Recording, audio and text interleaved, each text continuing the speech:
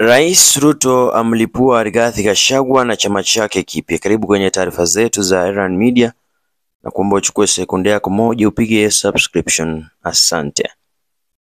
Rais wa Kenya William Ruto ameendeleza mashambulizi yake dhidi ya aliyekuwa naibu rais Rigathi Gachagua, akimtuhumu kwa kuendeleza siasa za matusi na ukabila badala ya kuzingatia maendeleo ya wananchi.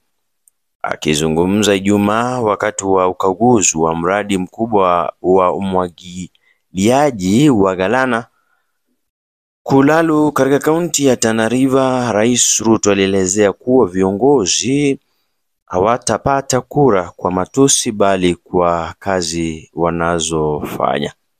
Nikinukuu maneno yake alisema hivi: hakuna mtu atapata kura ati kwa sababu alikuwa na matusi mingi. Mtu atapatiwa kura kwa sababu kuna kazi yamefanya na inaonekana na wananchi, alisema. Alisema wakati huu si wa siasa bali ni wa maendeleo, akiwasihi viongozi kuepuka siasa za chuki, ukabila na ushabiki wa vyama.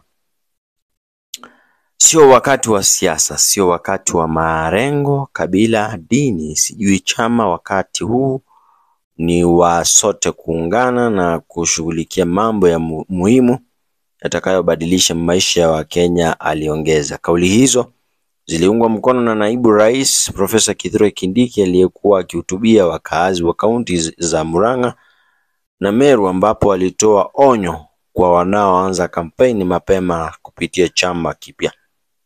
Wale wanaomba viti wajue hakuna uchaguzi sasa, wangojee siku ya uchaguzi ndipo tutanyoroshana, alisema Kindiki. Ndizo taarifa za hivi sasa.